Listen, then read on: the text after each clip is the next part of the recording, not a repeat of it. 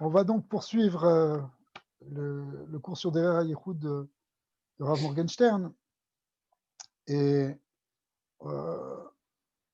bon, ce qu'on a vu hier, c'était quelque chose qui était très, très intéressant sur le.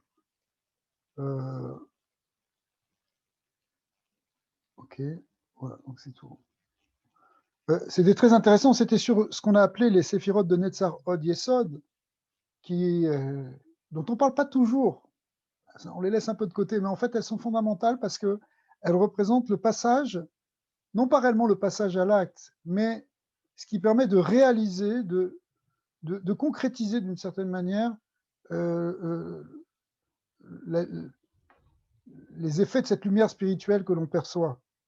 C'est-à-dire que quand on dit on perçoit, c'est-à-dire qu'on ressent, qu'on vit, toute cette idée d'élévation spirituelle, il faut la faire descendre, il faut l'amener, qu'elle descende, on a expliqué même symboliquement dans les pieds, même plus que symboliquement, il faut la faire descendre vraiment dans le corps. Et ça, c'est Netzar Od Yesod. Et concrètement, l'idée, là, de ça, c'est quoi? C'est de passer à un moment, de revenir à quelque chose de très pachout, un service divin, l'Echem Shamaim, très simple. C'est-à-dire que toute la grandeur qu'on a touchée à un niveau spirituel, il faut le ramener dans quelque chose qui est au niveau de la simplicité, en fait. Et ça c'est le fait qu'on mette quelque chose, qu'on fasse descendre dans le côté simple, ça le fait rentrer dans ce qu'on appelle dans les kelim, dans des réceptacles, les réceptacles de notre personne, parce qu'en fin de compte, notre corps, lui, il reste pas shoot, lui, hein, il ne demande pas grand-chose. Donc, il faut le faire descendre au niveau du corps. Pour ça, il faut que ce soit, qu'on revienne à quelque chose de simple, tout en gardant la profondeur, bien sûr. Alors maintenant, on va voir ce qu'on appelle le derer Haem Tsaït, c'est-à-dire ce qu'on pourrait appeler la voie intermédiaire ou la voie du milieu, même si ça fait référence à d'autres choses, mais ou la voie centrale. Bon, quand on parle de derer Haem Tsaït, du Emtsa, du milieu, du centre, chez les Mekoubalim, ça fait tout de suite référence au centre de l'arbre des séphirotes. Hein. Dans l'arbre des séphirotes, il y a 3 kavim, bon, ça c'est quelque chose que vous connaissez très bien, 3 axes. Le côté de la droite, Chochma Chesed Netzar, le côté de la gauche, Bina Gvurahot, et puis l'axe central qui va de Keter jusqu'à la Malchut. Donc, quand on parle de Kavem Tsaï, en fait, ça va être le travail qui correspond à cet axe central et qui, on le voit bien, est toujours une réunion des deux axes qui sont sur les côtés. C'est-à-dire que le Da'at, c'est la réunion de Chochma Bina, Tiferet, c'est la réunion de Chesed Gvura, et Yesod, c'est la réunion de Netzar et Hod. Si bien qu'il y a une idée dans le Kavem Tsaï de Yichud, de Chibour. Et ce Yichud, cette notion d'unification de deux choses contraires, de deux choses apparemment opposées, c'est ça qui permet de construire cet axe et de se mettre en relation avec ce qu'il y a de plus haut, c'est-à-dire jusqu'au Keter, c'est-à-dire jusqu'au Ein Sof. Et en même temps, c'est ce qui permet de le faire descendre tout en bas jusqu'à dans le plan concret de la Malchut. Okay. Alors, ça sauter, mais c'est pas grave. C'était pas ça, c'est ok. Alors, voilà, on est là. Alors, on va reprendre tout de suite le texte de Rav Morgenstern, celui dans lequel on suit. Effectivement, voilà, on est dans Derer Haemtsaït. Iné, Béné Israël, Mbechinat Kavemtsei. Alors, il faut savoir que cet axe central qu'on vient de montrer, en fait, il correspond à l'identité profonde d'Israël. C'est-à-dire quoi? C'est-à-dire que la nature, si vous voulez, du Ham Israël, c'est d'être dans ce centre. Effectivement, on le voit dans beaucoup d'enseignements de la Torah, et où on est placé au centre même, par exemple, entre la droite et la gauche, entre les peuples, les 70 peuples, tels que c'est mentionné dans Bereshit, dans Parashat Noah, eh bien, ils se divisent en quelque sorte entre 35 sont plutôt du côté de la droite et 35 sont plutôt du côté de la gauche. C'est évidemment une symbolique parce qu'il y a plus que 70 peuples, mais on comprend l'idée. Par contre, Israël, il représente ce qu'est Ben Saïd. On retrouve ça dans la droite et la gauche lorsqu'on parle de Esav et de Ishmaël. Ishmaël est situé à droite, c'est le côté droite de l'axe des séphirotes, et Esav, c'est du côté gauche. Alors qu'Israël, il fait la jonction entre les deux, et il va réunir les deux. Alors on va voir un petit peu plus, et après on va voir comment ça c'est des choses qui sont de base, mais on va rentrer dans des choses un peu plus profondes. Donc, les Bnei Israël, Mbechinat Akava Emsaï, Ameached ou Memazeg, Bemezeg Achavé. Donc, c'est l'idée d'équilibre. Les mazeg en hébreu, ça veut dire équilibré, égalisé, shte abechinot yamin usmol. C'est l'équilibre entre la droite et la gauche. En fait, si vous voulez, la avoda de la Torah, c'est du chesed, bien sûr, c'est beaucoup d'amour, mais en même temps, il faut mettre des limites. Il faut aussi une certaine rigueur dans la pratique. De manière générale, parce qu'en fait, il ne faut pas faire trop de généralisation, mais globalement, on comprend que les nations, elles se situent de part et d'autre de l'axe, elles ont pris une direction plus ou moins. Ou Kemo chez Noda, chez Edom ou Bechinat Smol. On sait que Edom qui correspond à Esav, qui correspond à Esav, on va dire. On ne va pas rentrer trop dans ce cours-là. Ça, c'est tout un cours que vous avez sûrement déjà suivi ça dans plein d'endroits. Pourquoi Esav, c'est le côté de la gauche, et pourquoi Ishmael, c'est le côté de la droite. Mais on sait, c'est connu que Edom correspond au small. Alors, ce qui nous intéresse, c'est que le small qui veut dire la gauche, il commence, en fait, il est où? Il est dans la bina. Toujours, si vous voulez, on regarde l'arbre des séphirotes, en partant vers le haut, puisque le haut, c'est ce qui va être la source de tout ce qui va suivre ensuite. Donc, le côté gauche, il commence par la bina. Donc,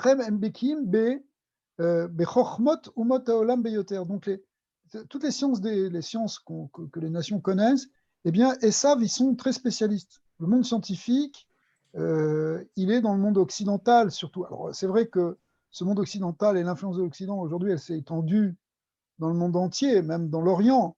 Mais le monde occidental qu'on lit symboliquement avec Edom, c'est eux qui ont le plus développé la notion de science. C'est clair. Il y a eu de la science aussi chez Ishmaël, mais beaucoup moins que chez Edom. Vezegam shoresh makom achizat shel oto aish imar shemo ve'emunatam ish en ashgachat Hashem itbarach be'olam rachman al-Islam.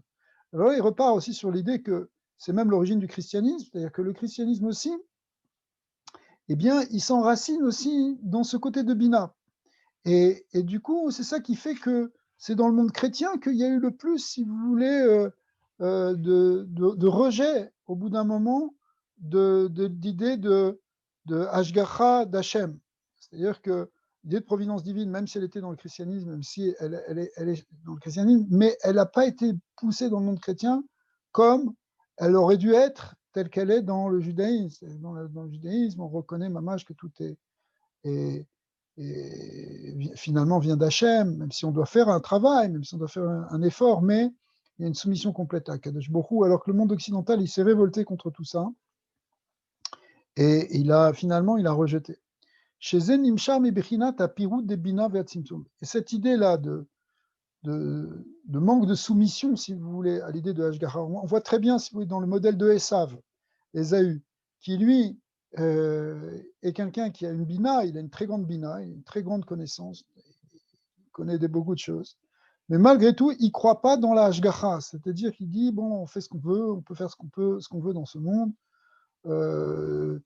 Ça s'est retrouvé un peu, si vous voulez, ça se retrouve un peu dans l'idée que, bon, il y a le royaume des cieux, et il y a le monde où rendez à César ce qui est à César, il y a le monde du spirituel, le monde du matériel qui sont séparés, et donc, on ne va pas faire rentrer la notion de Hashgacha, de halacha, tel que nous, on le fait tellement fortement dans tous les détails de la vie quotidienne, où on rattache ça à quelque chose de purement spirituel. Ou les Matzot, donc tout ça, ça vient parce qu'il y a la notion, parce que ça vient de Bina, et que Bina est lié avec le Tzimtzum, il est lié avec ce qu'on appelle le Pirut, c'est-à-dire la séparation. Hein, la force de la Bina, c'est ce qui distingue, c'est ce qui analyse, c'est ce qui sépare les différents avis. Et puisqu'il y a ça, alors du coup, ça crée une séparation aussi entre le ciel et la terre, entre le spirituel et le matériel. On est spirituel d'un côté, mais on est aussi matériel de l'autre. On n'essaye pas de faire cette union. Cette union, elle va plus venir par le côté de Chorma. Ouais. Et c'est ce qu'on va voir tout de suite. Le Matzot, Betsad Yamin, Chorma, c'est du côté droit. Ça correspond à ce qu'on appelle Ishmael ou la Klippa d'Ishmael, puisque ici on regarde du côté un peu négatif. Asher Ikar Umanutam, Kiyadoua, Isha Kol Beolam, Ibmetziut Shelelokut. Donc, en réalité, chez Ishmael, au contraire, on dit que tout est divin, qu'il n'y a rien que Dieu, et que c'est Allah qui fait tout, et qu'il est dans tout, et que y a un mektoub, on s'annule complètement face à la volonté de Dieu, etc. Donc c'est l'idée de soumission jusqu'au bout, ce qui pourrait être pas mal, sauf que ce n'est pas compensé par aussi le côté de la Bina. Et du coup, ça crée ce qu'on appelle en fait un hirvouv. Chez Meharvim, Olam et Elion Imaterton. C'est une union entre le monde d'en haut et le monde d'en bas, ce qu'on aimerait bien, mais c'est une union qui n'est pas claire, qui est mélangée. D'accord? Où on voit par exemple que on voit que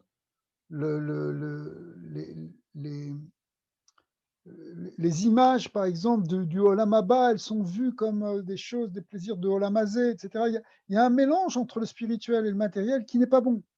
Pourquoi il n'est pas bon? Parce que, si vous voulez, les plaisirs, par exemple, de ce monde, ils sont projetés dans le monde spirituel. Alors que c'est pas qu'on dit qu'il n'y a pas de plaisir dans le monde spirituel, mais les plaisirs du monde spirituel, la Gemara établit très clairement que c'est pas en achila veshtia, il n'y a ni à manger ni à boire. On n'est pas, et encore moins des jeunes vierges ou quelque chose comme ça. C'est sûr que ça c'est pas du tout un concept juif, parce que le monde spirituel, c'est un monde spirituel. Le monde matériel, c'est un monde matériel.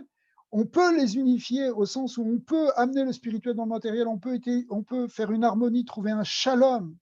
Et l'idée de shalom, c'est encore l'idée de ce qu'on voit dans les séphirotes, parce que dans le shalom, c'est le shalom, l'équilibre entre la droite et la gauche. On fait un équilibre entre le haut et le bas. Ça, c'est l'idée de shalom. Ça, c'est ce qu'on retrouve chez Israël. C'est le kav haemtsaï. Le kav haemtsaï, c'est la paix, c'est l'harmonie. Le shalom, il est dans cet axe médian.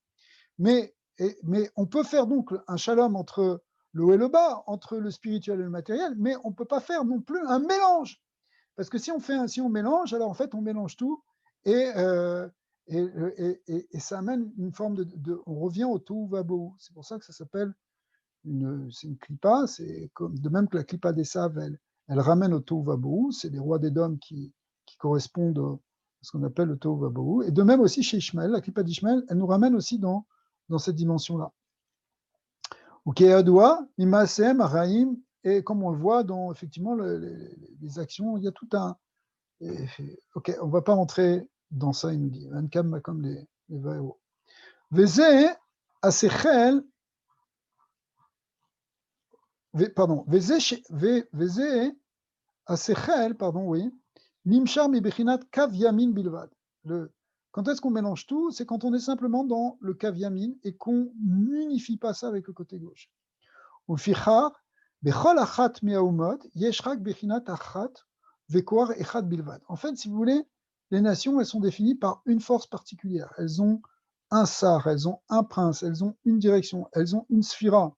Mais quand tu es que dans une sphira, que dans une force, eh bien, et que tu n'es pas équilibré par la force contraire, eh bien, ça dérive automatiquement vers une forme de clipa. C'est pour ça que nous aussi, dans nos travaux d'Atachem, si quelqu'un dit « moi, je vais être que du côté yamin, que du côté droit », eh ben, il va tomber dans cette clipa d'Ishmael. S'il veut être que dans le côté gauche, que dans la rigueur, que dans la discipline, etc., en se disant « c'est bien, pour servir Dieu, il faut de la discipline, il faut savoir se lever, il faut savoir se bouger, il faut savoir se structurer, c'est très bien », mais qui ne met pas d'annulation, qui pense que tout dépend de lui, il est guetté par ce qu'on appelle une forme de Shvirat HaKelim, c'est-à-dire qu'au bout d'un moment, il va craquer. Il va craquer, il va tout laisser tomber. On a vu plein de gens, des fois des gens, ils font tchouva, ils vont dans une extrême par rapport, ils vont dans une direction de manière extrémiste. Et le fait d'être extrémiste, eh bien, c'est le contraire de ce kav haemtsaï, c'est le contraire de ce centre. Et quand on n'est pas dans ce centre, eh bien, on arrive à ce qu'on appelle dans la Kabbalah une Shvirat HaKelim. Et cette Shvirat HaKelim, eh bien, elle ramène au tohu vabohu, elle ramène en fait elle attache à ce qu'on appelle la klipa. Alors, donc ça, c'est la globalité, si vous voulez, de la Avoda d'Israël, c'est d'arriver à être dans cette centralité, dans cette unification, de prendre d'un côté et de l'autre, de trouver l'équilibre. Ine eta bezohar kadosh, c'est marqué dans le Zohar, qui bisman a Geoula, au moment de la Geoula, on est déjà là maintenant, non? Yipelu shlosha bechinot chomot. Dehainu, דהגאולה תבוא בשלושה בחינות מהלכים שהם ימין, שמאל ואמצע. Le Zohar dit qu'on va faire tomber 3 murailles. Et ces 3 murailles, ça veut dire ces 3 obstacles qui empêchent le dévoilement des 3 kavim de manière harmonique. C'est ça le sens du Zohar là-bas. C'est-à-dire que au moment de la Géoula, elle ne doit pas se faire d'une manière dramatique. Au contraire, la Géoula, elle se fait parce que les forces divines se manifestent justement dans leur équilibre, puisque c'est ça la Géoula. Hein, lorsqu'il y a le tohu vabohu, lorsque les forces ne sont pas équilibrées, tohu vabohu, le chaos, qui est le déséquilibre des forces, eh bien c'est ça c'est le principe de l'exil. Alors que la Géoula, c'est au contraire le dévoilement du principe d'équilibre. Donc c'est ce que nous dit le Zohar là-bas.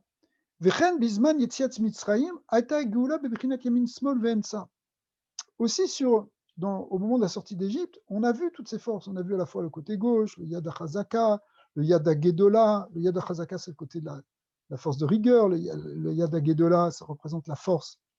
La main grande, littéralement, représente le côté du Chesed. Le Yad Rama, la main haute de Dieu, ça représente la force du Kava Emtsaï, du centre. Et donc, au moment de la Géoula, il faut qu'il y ait cet équilibre des forces. C'est ça ce qui a permis, au moment de la sortie d'Égypte, à la fois avec, il y avait la rigueur juste qu'il fallait, le Chesed aussi par rapport à Israël, on voit beaucoup de choses, beaucoup de miracles, beaucoup de bonnes choses, de l'eau, de la manne, enfin plein qui viennent du côté du Chesed. Et puis finalement, cet équilibre a permis de dévoiler Dieu dans le monde, c'est-à-dire Matan Torah, le don de la Torah. Et ça, c'est vraiment la Géoula. La Géoula, c'est quand Hachem se révèle dans le monde. Mais pour ça, il faut qu'il y ait l'équilibre entre les 3 forces. Veine, derer hayamin, ikabalat haimuna. Alors maintenant, on va expliquer un peu plus. Parce qu'on en a déjà parlé plusieurs fois, mais on va le voir sous un autre angle. C'est quoi le côté de Yamin? C'est quoi le côté de la droite? C'est le Inyan de Kabbalah Taimuna, ça veut dire on accepte avec foi, et on a Bitul et Darkei Hashem, et on s'annule face aux voies de Dieu. C'est l'Inyan de Bitul. Le Bitul, on sait qu'Hachem il est Ensof, que tout ce qu'il fait c'est lui, c'est l'omniprésence, l'omnipotence, on a cette confiance. Chez Kemoshi Ukar, Zeu Rasson Ze Beshlemut.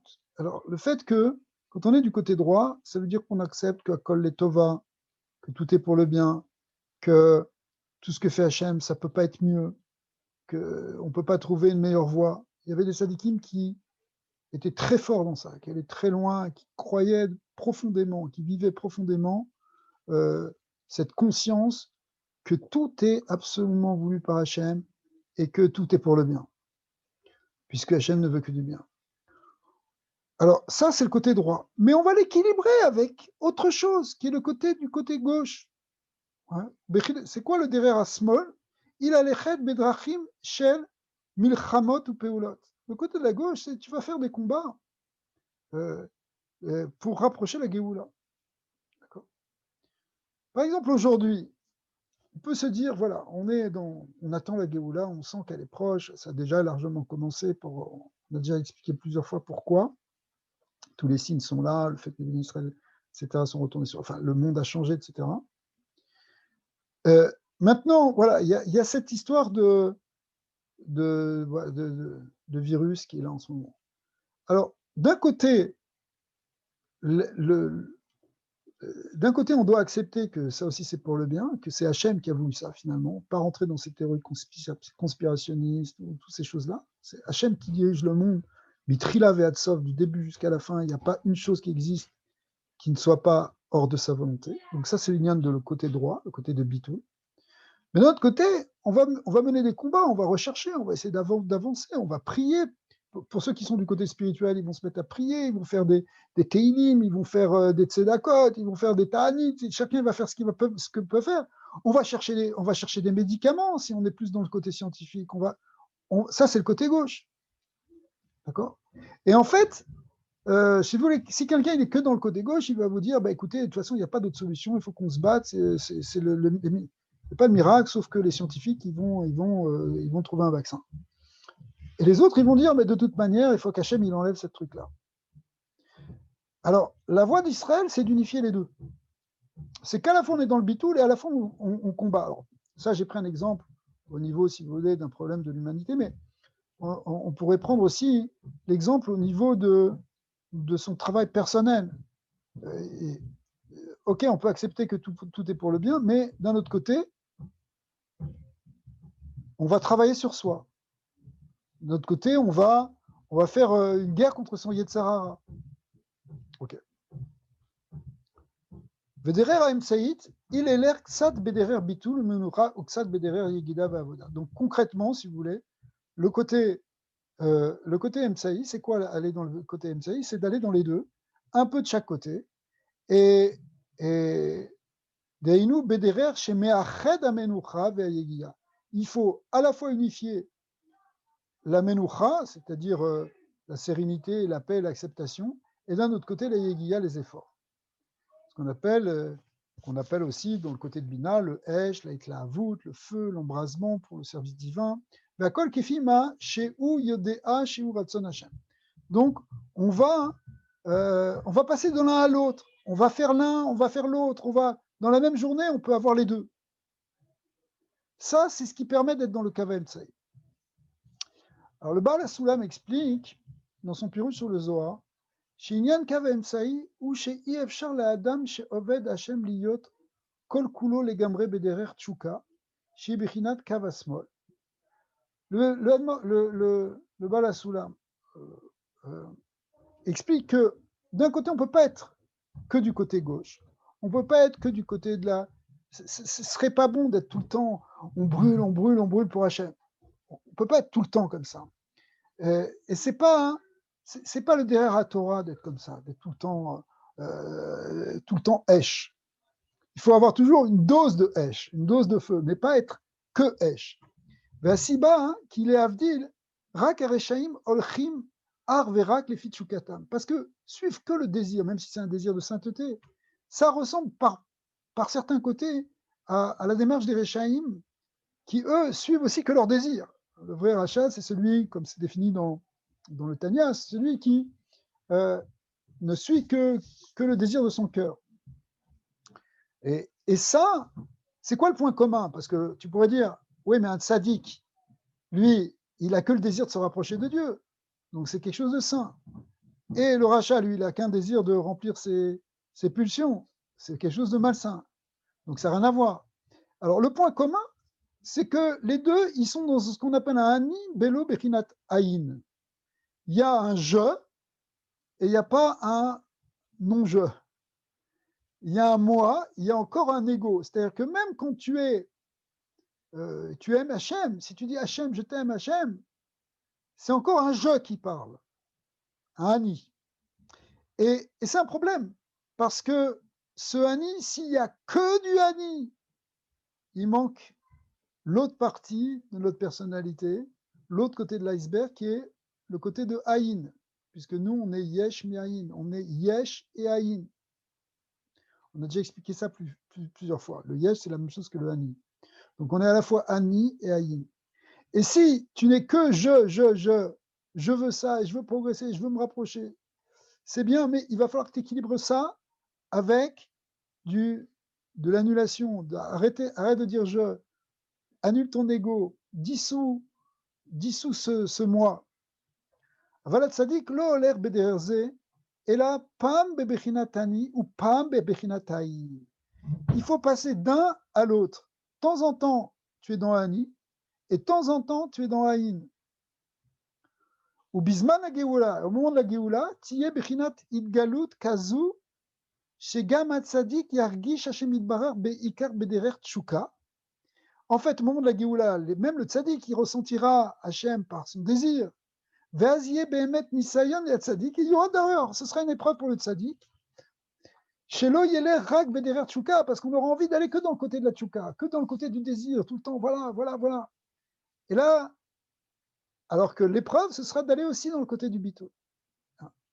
Il faut s'embraser, mais en même temps, il faut se reposer, littéralement. Il faut l'équilibre entre le feu et l'eau. On reprend les éléments. Il y a le feu, c'est l'embrasement, c'est la tchouka, c'est le désir, mais c'est le moi qui brûle pour Hachem.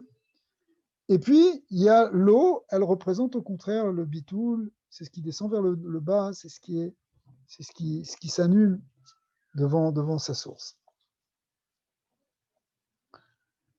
Vine, Beinyan, Kav Emtsai, Shiu Bechinat Hadat. Alors, le Kav Emtsai, grosso modo, on le considère comme le Da'at. Pourquoi? Parce que dans les sphirotes, le Da'at est évidemment au centre, même si on compte, des fois, en général, on ne compte pas Da'at comme une sphira, mais en fait, si vous voulez, c'est ça ce qui anime quelque part toutes les sphirotes. Le Keter, il se diffuse dans le Da'at, parce que Da'at qui lui-même apparaît à partir de l'union de Chokma au Bina. Et puis le Da'at s'habille, littéralement, pour reprendre un peu le langage des Mekoubalim, il s'habille dans les sphirotes inférieures, et en particulier dans le Kav Emtsai. Si bien que on peut dire d'une certaine manière que le Kav Emtsai, l'axe central, souvent on l'appelle Da'at. Da'at, ça correspond au Kav Emtsai. De même que, en réalité, on a souvent dit que le Kav de droite correspond à Chorma et l'axe de gauche correspond à Bina. Eh bien, l'axe central, on l'appelle très souvent Da'at. Alors, Tzrichim Leida, qui Tzad Asmol Shebo Gadol Yoter ou Mashpea Yoter Mitzad Yamin. Qui date ou Bechinat Asher Magia et Apeula Ve'asiya ou Karov Yoter le Bechinat Abina. Alors, bien que date soit l'union de la droite et la gauche, eh bien, il y a une certaine dominante qui vient du côté de la Bina. Pourquoi? Pourquoi?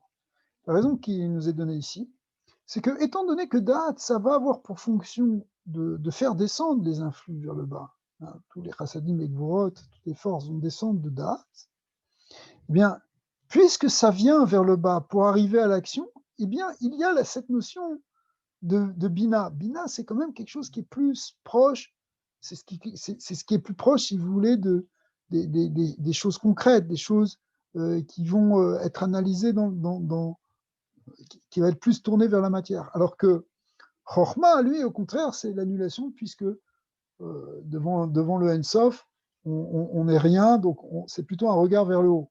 Alors que Bina a un regard vers le bas. Comme Da'at aussi, sa fonction, c'est de descendre, faire descendre des influx, alors du coup, il y a une certaine dominante qui vient de la Bina. Alors qu'est-ce que ça nous apporte de dire ça?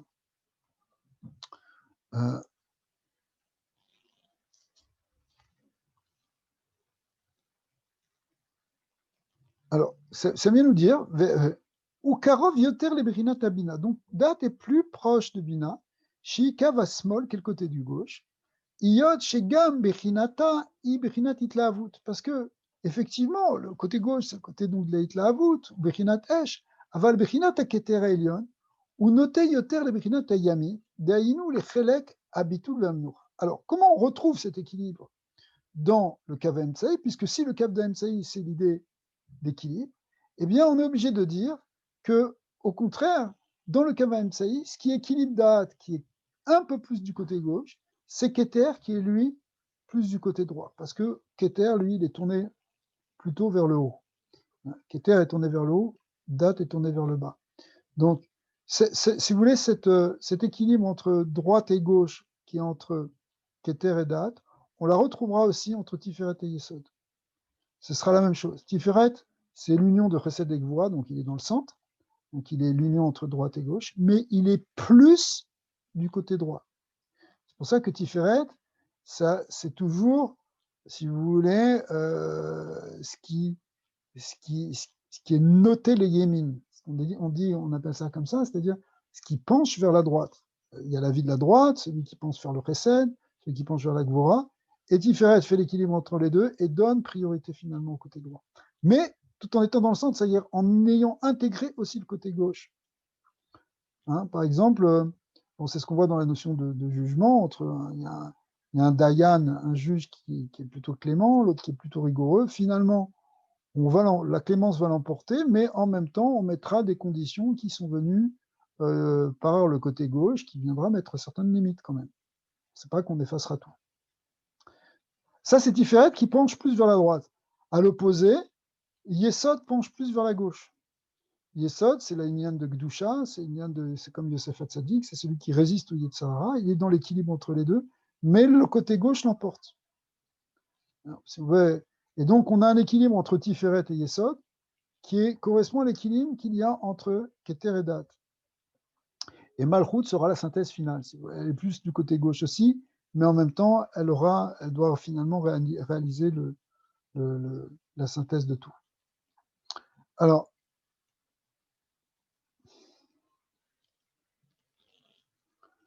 donc Keter, lui, il est plus du côté de la droite, et il est noté Yoter les Bechinat Dainu les Chelek Bitul Venucha. Donc il est plus dans le côté du Bitul, puisqu'on a expliqué que la droite, c'est le Bitul, c'est la Menucha.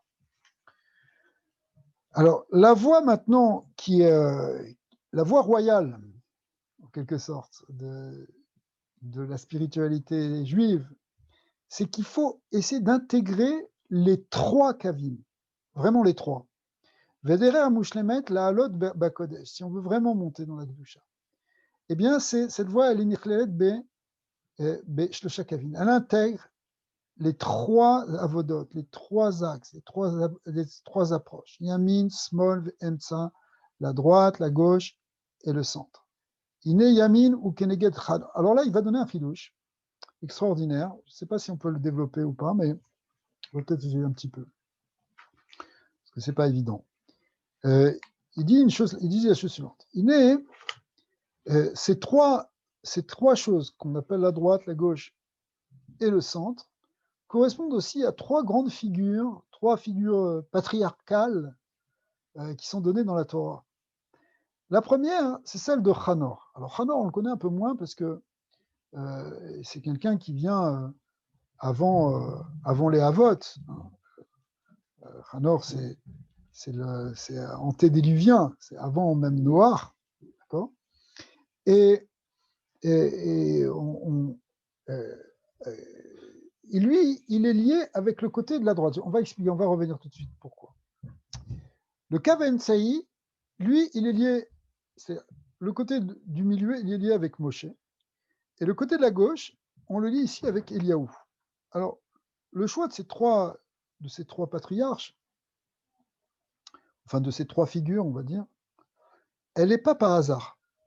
Elle n'est pas par hasard parce que ces trois sont liés avec la notion de Géoula.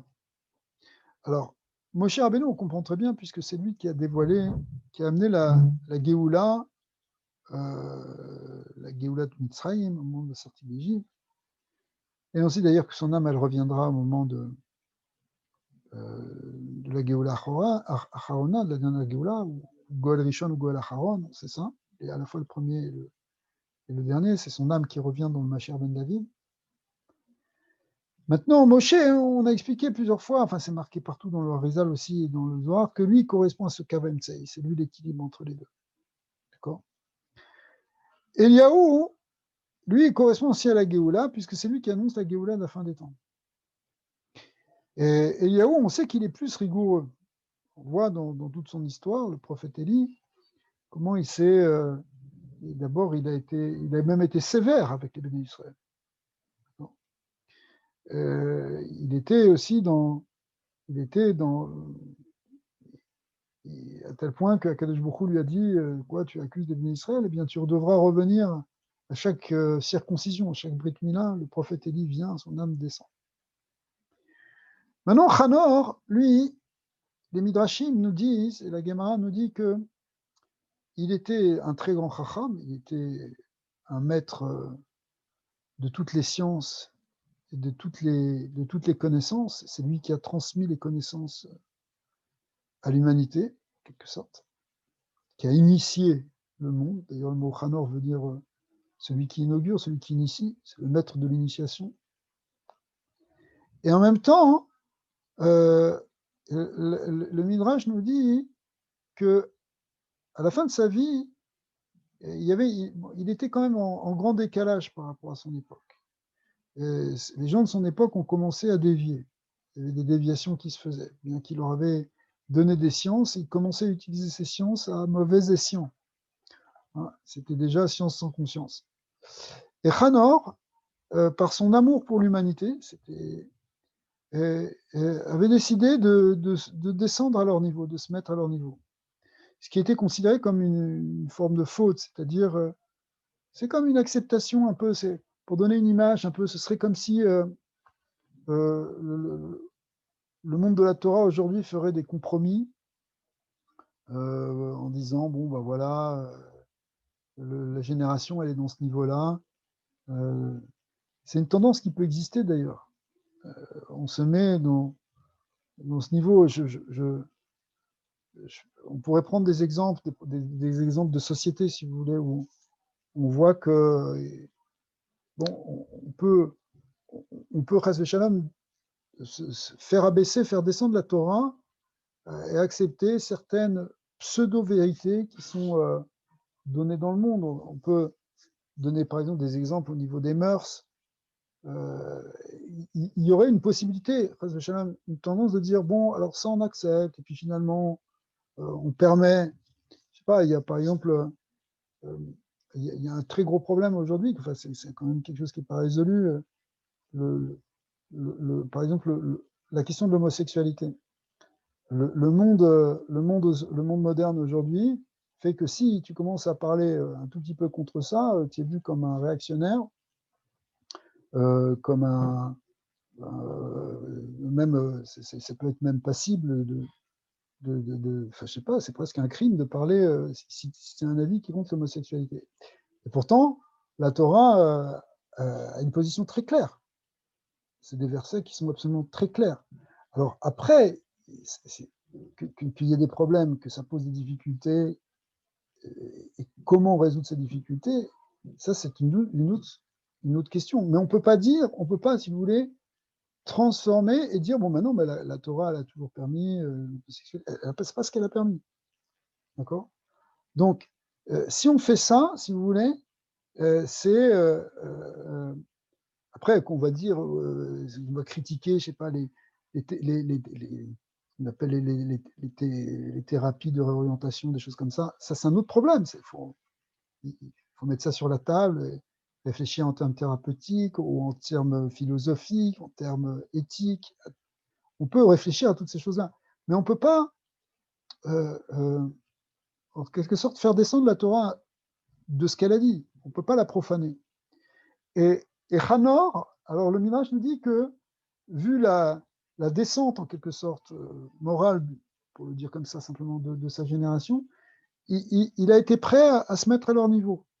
Ça, si vous voulez, c'est une forme d'amour qui n'est pas bon. Hein. Ça fait partie de ce qu'on appelle aussi globalement la clipa d'Ishmaël ou la clipa de Lot. Lot aussi, Lot, le neveu d'Abraham, qui est prêt à offrir ses filles pour protéger ses invités. On dit c'est pas de l'amour, c'est pas de la bonté, c'est de la bêtise. D'accord. Donc, pour faire court, Hanor, il était dans un moment où il était prêt à descendre parce qu'il venait du côté droit, il venait du côté du chesed, du côté du bitoul, d'acceptation. Bon, si cette génération est comme ça, alors c'est que c'est Dieu qui le veut, alors c'est Dieu aussi qui veut qu'on profane en quelque sorte sa loi. Eh bien, comme Hachem avait beaucoup d'amour pour Hanor, qui était un grand sadique, eh bien, il l'a repris hors de ce monde physique sans qu'il ait besoin de mourir. C'est pour ça que Hanor est devenu en fait un grand malach, qui est le malach Matatron, Matat, et qui est le Sarapanim, le prince ministre de l'Intérieur, le ministre de la face, littéralement, et qui dirige, qui est vu parfois dans certains textes comme celui qui dirige le monde pour Hachem, ce qui est une très grande question aussi sur laquelle il faudrait réfléchir très profondément sur cette notion-là de ce malach, qu'est-ce que ça représente, c'est toute une sugya, c'est quelque chose de très intéressant. Ça pose des vraies questions. Mais ce qu'on voit, c'est que effectivement, lui, il est du côté droit, mais il avait une force, si vous voulez, messianique aussi. C'est-à-dire que Hanor, quand il amenait cette connaissance dans le monde, en fait, il était déjà le prototype du Mashiach. Donc il avait un côté de Géoula. Puis le Dor n'a pas suivi. La génération n'a pas suivi. C'est intéressant de voir que Eliaou aussi, il est monté sur un char de feu. Lui aussi est devenu un malach. Donc, en quelque sorte, il a pas. Lui aussi, lui qui est lié avec la Géoula, quelque part, il a été obligé de quitter ce monde. Le seul qui, d'une certaine manière, est aussi comme un malach, Moshe Rabbeinu, qui est comme un ange, puisqu'on l'appelle un Isha Elohim. Et le mot Elohim dans la Torah, il désigne pas simplement Dieu, mais il désigne aussi les anges. C'est un homme ange, un homme divin, un homme. Quand on dit un homme divin, ça veut dire, encore une fois, on a vu la semaine dernière que ça ne veut pas dire qu'on prend l'homme pour Dieu, mais il est très proche d'Hachem. Il reste une créature, il reste un Ish, mais alors lui qui est justement dans le Kavemtsei, qui est dans le côté intermédiaire, lui, il est resté incarné en quelque sorte. Même si son âme pouvait monter en haut du Sinaï, c'est-à-dire quand on montait en haut du Sinaï, c'est-à-dire, enfin son corps est monté en haut du Sinaï, mais son âme est montée dans les cieux, dans les Shmei Hashemaïm. Il était dans les niveaux, il était comme un malard, mais il pouvait revenir dans ce monde. Donc, ces trois êtres sont liés à l'idée de Géoula, et on sent que Moshe Rabbeinu occupe la place centrale.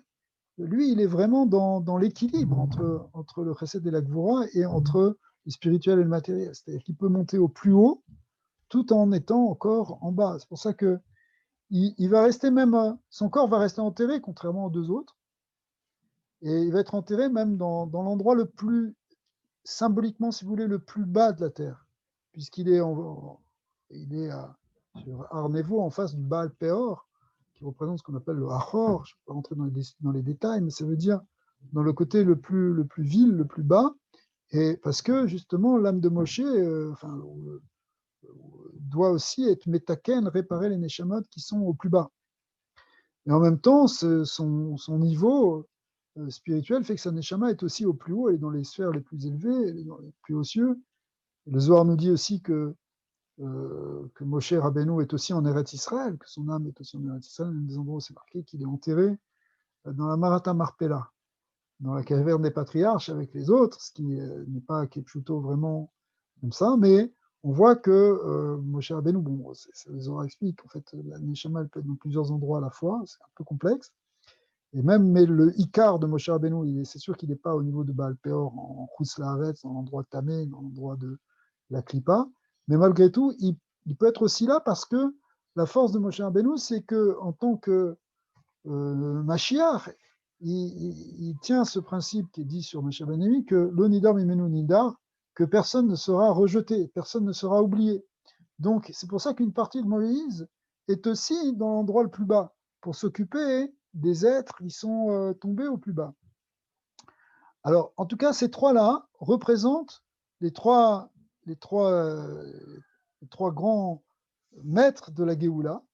Et ces trois grands maîtres de la Géoula, hein, ils sont répartis sur ces trois kavim de droite, gauche et centre.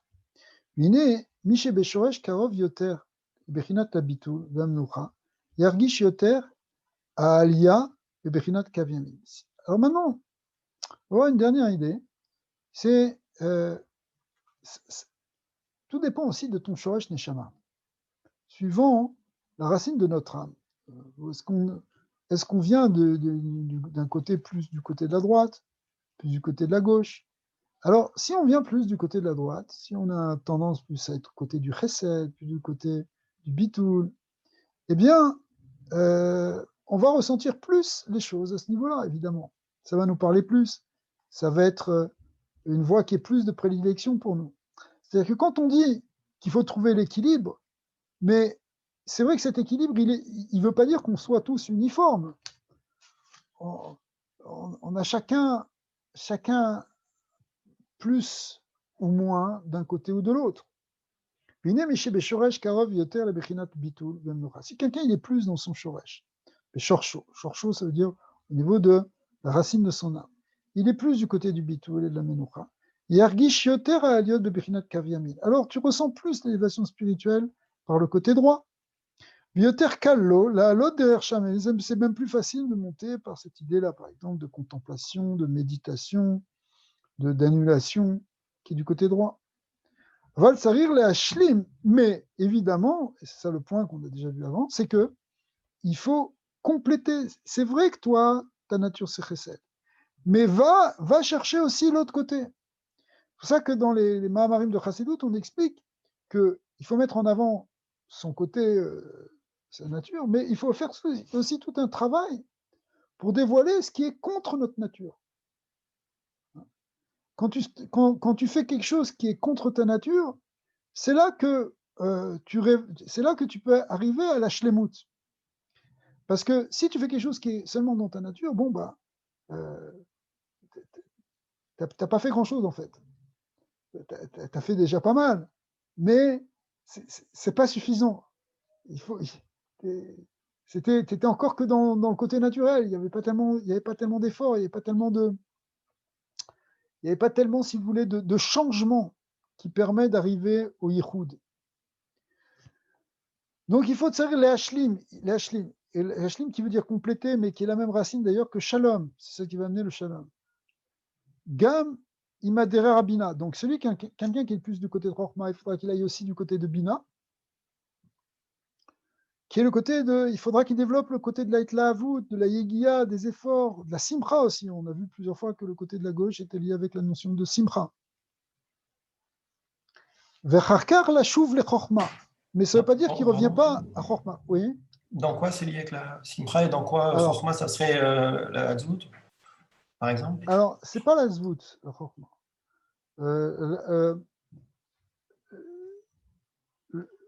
La chokhma du côté positif, c'est pas la zvout, c'est ce qu'on appelle le oneg.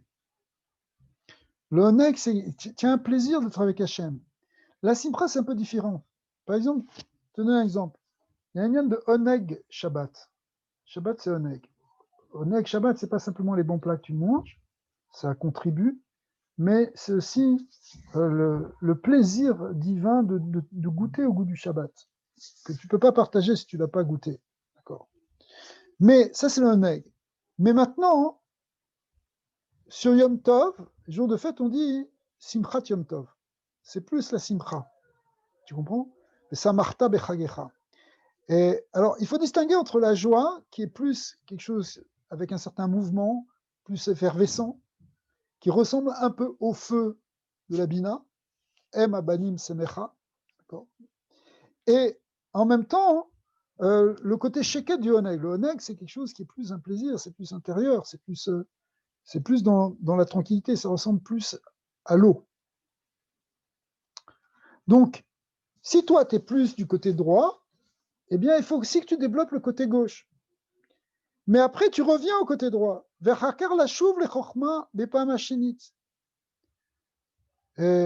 Donc, tu reviens après vers le côté droit. C'est ce qu'on avait vu déjà dans certains cours précédents. Tu passes de l'un à l'autre et tu reviens. Et une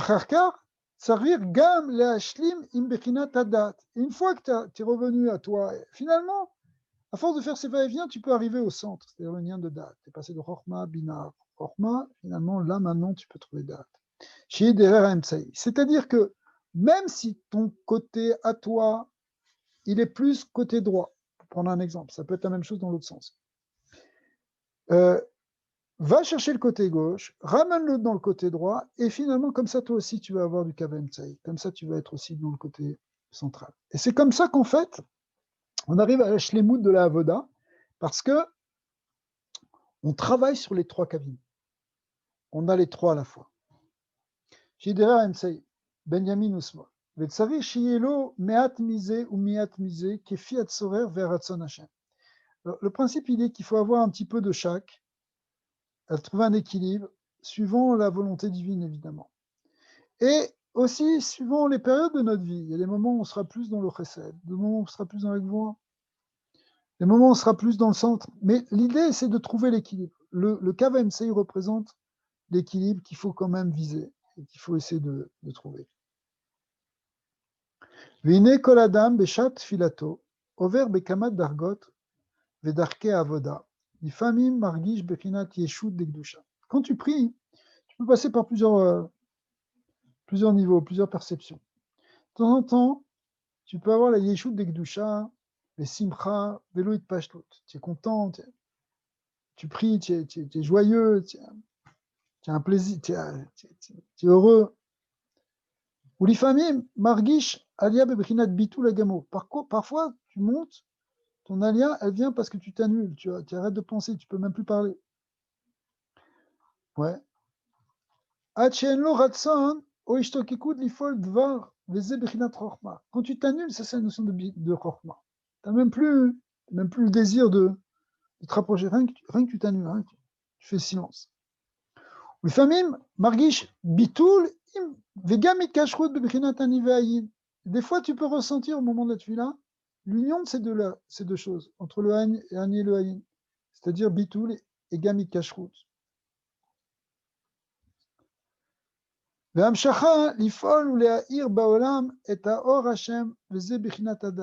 finalement, grâce à ça, tu arrives à amener la lumière d'Hachem, ce qu'on appelle le Bechina de Da'at. Et Fichar Tsarir les Shanen Beda'ato, She'alia Hashlema, ou l'Iknos Velalot, Ayede Kol Adrachim. Donc en fin de compte, l'idée fondamentale, c'est d'utiliser toutes les voies, de monter avec toutes les voies. Bechinot Ve'az Aliato Amitit, c'est ça qui crée la vraie montée. La vraie montée, c'est pas quand tu montes sur un axe, c'est quand tu arrives à monter sur les trois axes que tu les unifies. Et quand tu arrives à les unifier, tu peux atteindre l'axe supérieur, qui est la notion de Keter. Enfin, le point supérieur de tous les axes, qui est la notion de Keter, et le faire descendre jusqu'à Malchut, unifier le haut avec le bas. Mais pour ça, ça dépend de travailler de ce point de vue de Chorma, dans le Bitul, Bina, dans l'échauffement et le désir de la recherche. Et l'idée, si vous voulez, c'est de passer de l'un à l'autre et de revenir et finalement d'arriver aux dates. D'accord.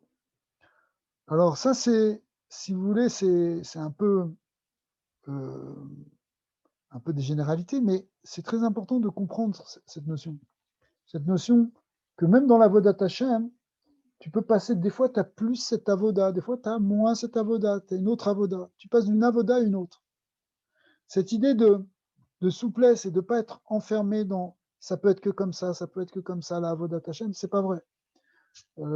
D'ailleurs, on voit le Rav Morgan Shem lui-même dans sa manière, dans l'exemple qu'il donne, c'est quelqu'un qui il fait toutes sortes de avodot. Il est dans ce côté-là, il est dans ce côté-là, il passe de l'un à l'autre. Et il n'est pas enfermé dans non seulement dans une chita, dans une direction, si vous voulez, mais il est même concrètement. Alors, au niveau des tzadikim comme lui, les gens qui sont des tzadikim, ils perçoivent à quel moment ils doivent passer de l'un à l'autre, d'être plus dans la droite, plus dans la gauche.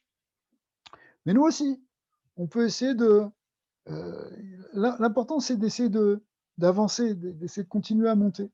Mais on va monter, un coup on va utiliser ça, un coup on va utiliser ça. Un moment on va faire plus de teilim, un moment on va faire plus de méditation, on fait le vide mental. C'est pour te donner des exemples dans la Vodat Hashem.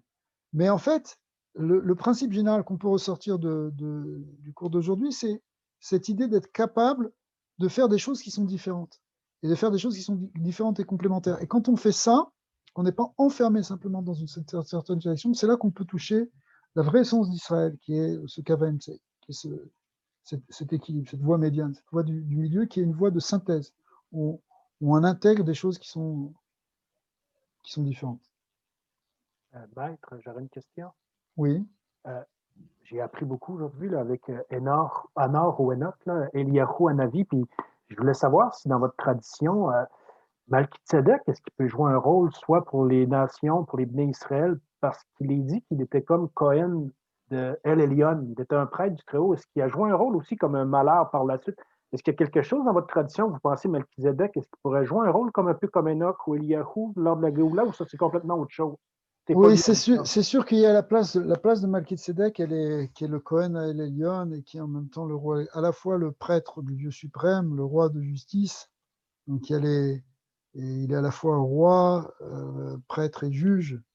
Donc et à part ça, il est aussi le prophète, qui est en fait celui puisque c'est lui qu'on va consulter, que Rivka va consulter Shem. Elle va consulter Shem, en fait c'est le prototype. Shem, c'est lui-même déjà le prototype du Mashiach. Ouais. Il a déjà le prototype de Moshe, qui est le prophète qui synthétise toutes les forces, qui est à la fois l'autorité spirituelle et le pouvoir temporel. Et Malkizedek, il représente tout ça. C'est pour ça que c'est lui qui transmet à Abraham, il lui donne du pain et du vin qui représentent à la fois la Keuna, la prêtrise, et en même temps la royauté. Et il lui donne les secrets de la prêtrise et de la royauté, et la bénédiction va passer ensuite par Abraham. Est-ce qu'il pourrait jouer un rôle quand même comme Eliyahu quand il va préparer pour le Mashiach, ou ça n'a pas rapport avec ça non plus? On ne le présente pas comme ça. On ne présente pas l'idée qu'il va venir annoncer la Géoula. Okay. Il était plutôt... Mais c'est intéressant parce qu'il représente, d'une certaine manière, il représente aussi ce qui a été transmis à Abraham, qui venait de Noach, qui venait d'avant le déluge. Et quand on dit Abraham, c'est en fait aussi Abraham, Yitzhak, Yaakov, dont on sait qu'ils ont appris dans la yeshiva de Shem et de Hever, qui représentent justement le lien avec les traditions plus anciennes, les traditions adamiques primordiales. Donc, c'est que si vous voulez, c'est pas que Abraham, il ne faudrait pas croire que Abraham Avinu, c'est quelqu'un qui tout d'un coup s'est réveillé, qui a inventé une religion. C'est pas ça. C'est une continuité dans la Kabbalah, c'est-à-dire dans la transmission, transmission effectivement d'une sagesse primordiale et antique qui a pris d'autres formes à ce moment-là, mais Abraham Avinu, c'est pas le premier monothéiste, comme on pourrait croire. Hein. Justement, Malkitsédek était monothéiste, et Noach aussi. Donc ça veut dire c'était avant, mais disons que quand il y a des déviations, Abraham est venu comme celui qui a redressé une déviation qui était venue à la suite de la tour de Babel, de la dispersion de l'humanité. Donc, mais et à part ça, il est allé aussi chercher des secrets en Égypte. Pourquoi on a été esclave en Égypte? C'est pas simplement pour ressortir avec un Rerouch Gadol, comme on dit, une grande richesse, ce qui avait été promis à Abraham, que le peuple de Juifs sortira avec une grande richesse, mais pas simplement avec une grande richesse financière, c'est pas ça. C'est une grande richesse spirituelle, en fait. Il était allé chercher des bases de révéler la Torah. C'est pour ça que Moshe Rabbeinu est appelé Ish Mitzri. Et ça, c'est des grands secrets, en réalité. On ne le dit pas comme ça. Comment Avram il a eu un contact avec Shem et Ver? Parce qu'on pourrait croire que finalement, lui, il s'est défait de son père, des idoles, et que par lui-même, il a compris qu'il y avait un Dieu. Comment il a retrouvé Shem et Ver?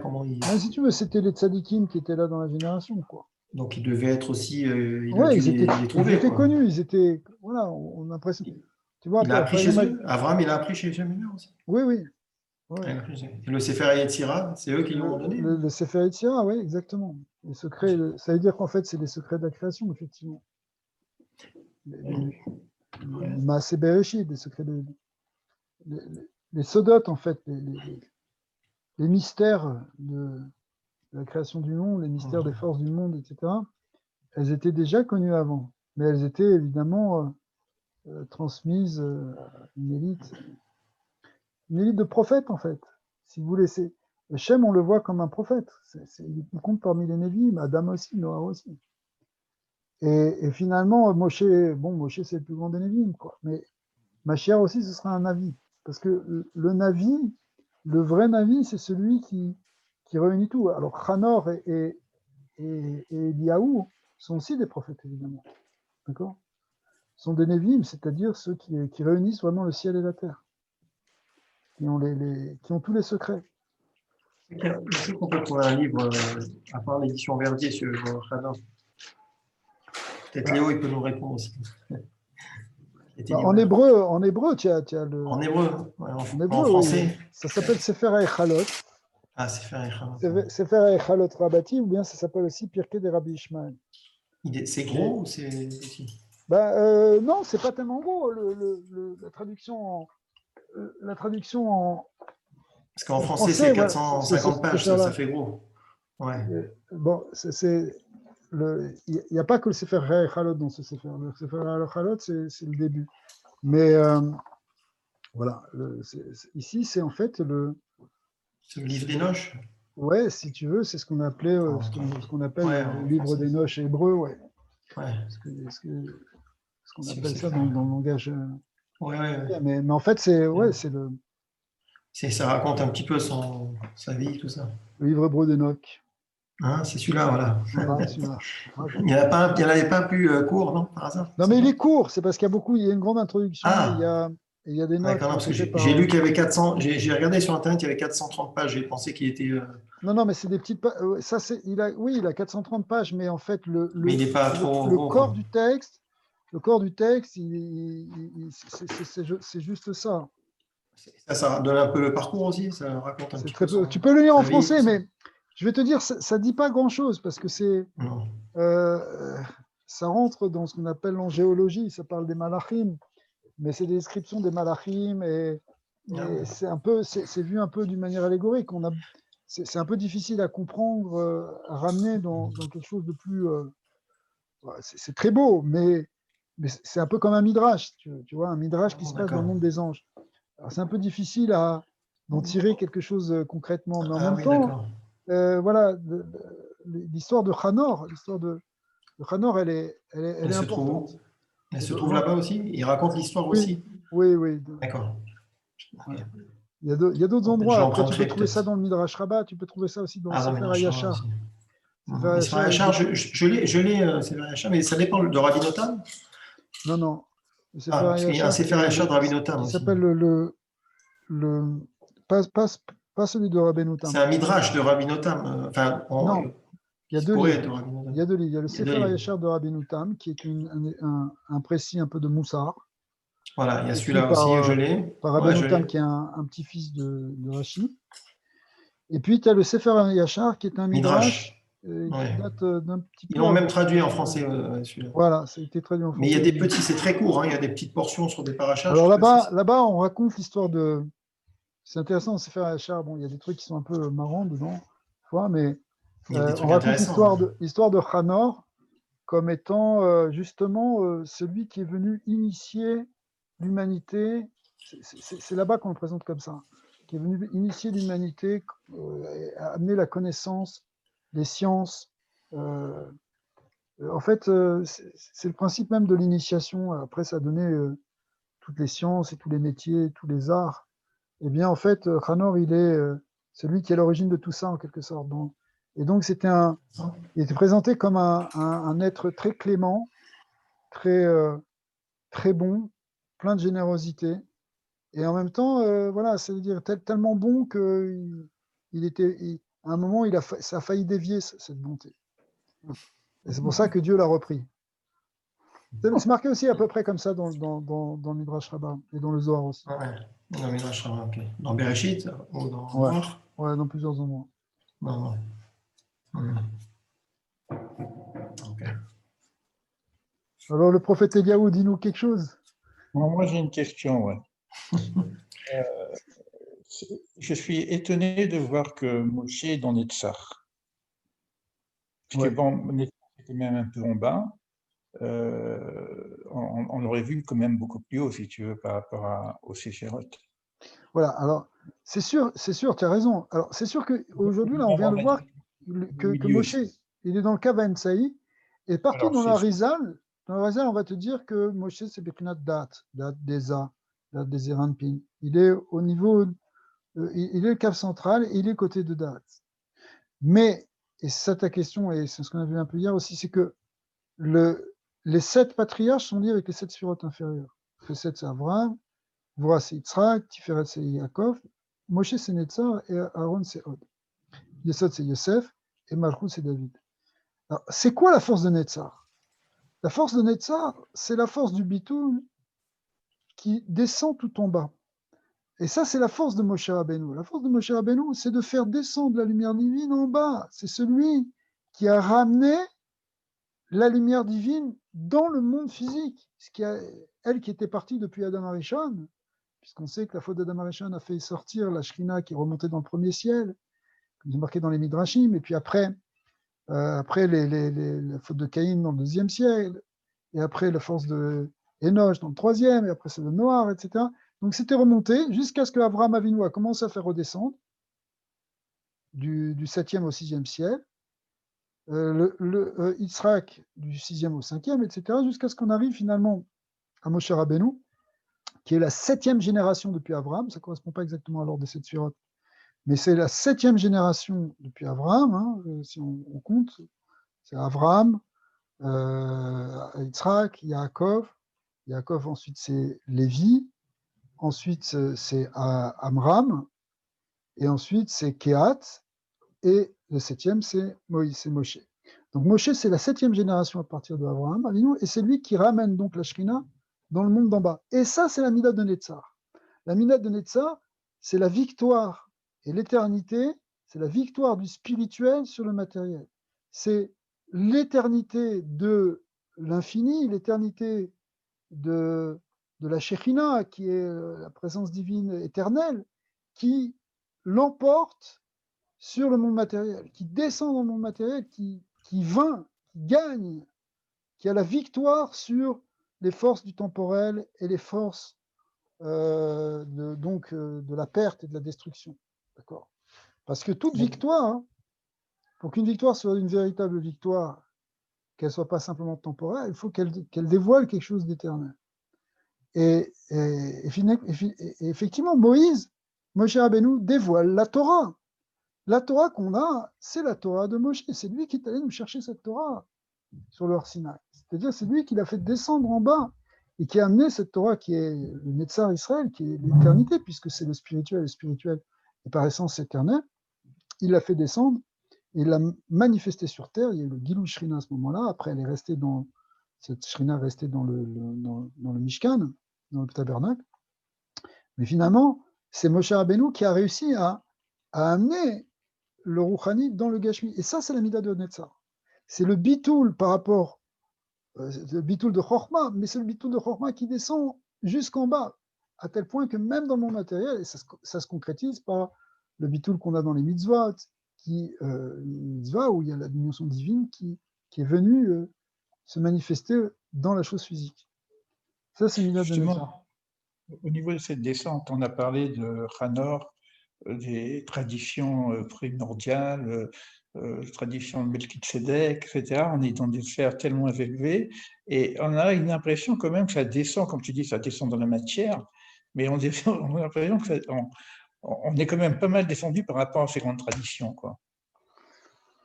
Ben oui, parce que mais c'est ce qui a généré, ça a été le début aussi avec Moshe Rabbeinu, c'était le début d'une nouvelle ère.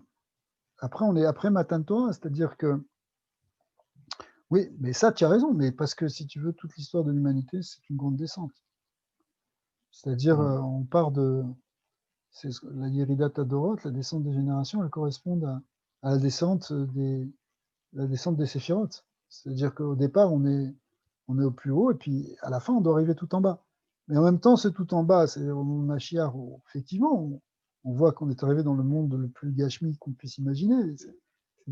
C'est beaucoup, beaucoup plus physique et beaucoup plus incarné que ce qu'il y avait donc dans ces premières générations, où c'était des êtres beaucoup plus spirituels.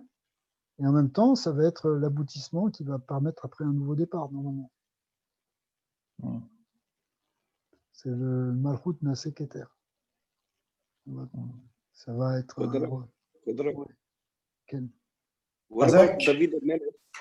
דוד המלך מנצח מלחמות השם עם הרגליים. כן. זה לא אותו דבר? זה נצח מנצח מלחמות השם? אני שמעתי כך.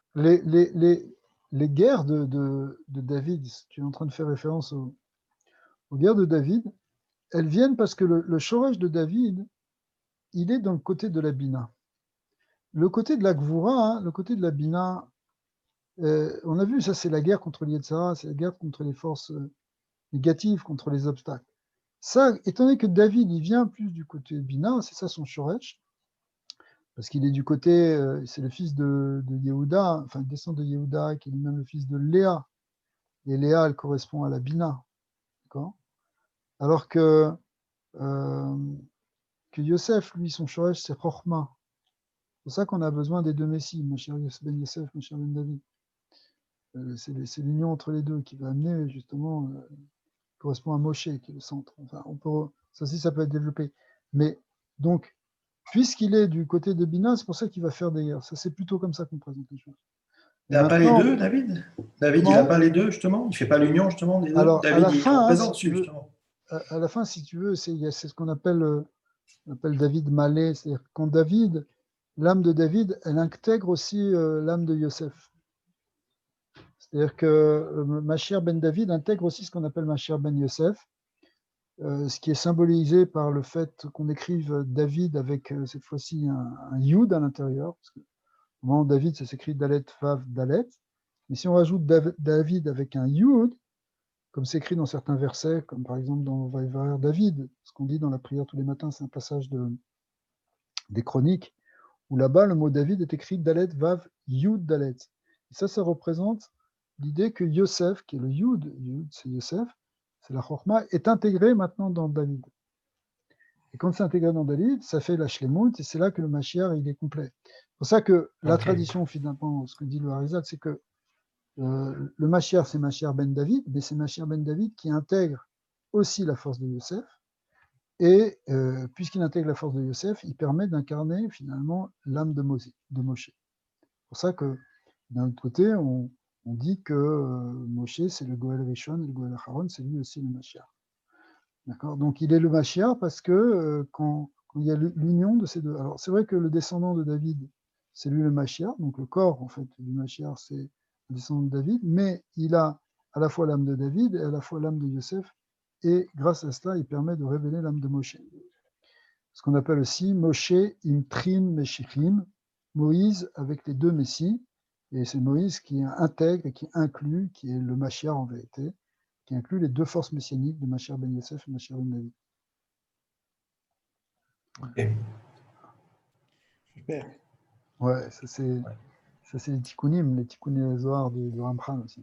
Ouais. Moshe Imtrin Meshichim. Alors Ben Hachem, je sens que vous êtes chaud pour le Mashiach. Ce serait On va faire un cours demain. Peut-être, je ne sais pas. Normalement, je suis un peu pris le jeudi, mais on peut essayer. Bon, déjà, si jamais je peux faire court, je vais vous envoyer un message. Si tu as une autre horaire à proposer, tu peux toujours nous envoyer un message, et si tous ensemble on est libre ou pas. Si ça ne vous fait pas trop, on peut continuer. Hein, on peut 10 fois à d'autres horaires, peut-être. Une autre horaire. Ok, je ne sais pas, vous voulez faire rajouter un jour par semaine? Moi peut-être en journée, des fois, mais ça ferait quelle heure En journée, c'est toi, il est quelle heure chez toi maintenant? Là, il est 4 heures. Ah, il est 4 heures. 4 heures toi, mais tu pourrais même un peu avant? Peut-être, je peux essayer de m'organiser. Genre à 11h du matin, au midi comme ça. Ouais. Mais est-ce que pour vous, c'est correct à 6 heures du soir? Il faut voir avec tout le monde, bien sûr, en fonction de chacun. Ok, on peut essayer de faire un cours à 11h. Ok, je vais essayer d'organiser ça. Ouais. À 11h, et pour Léo, tu es à Jérusalem, non? Oui. Ouais, donc c'est 11h, ça, il serait 6h chez nous.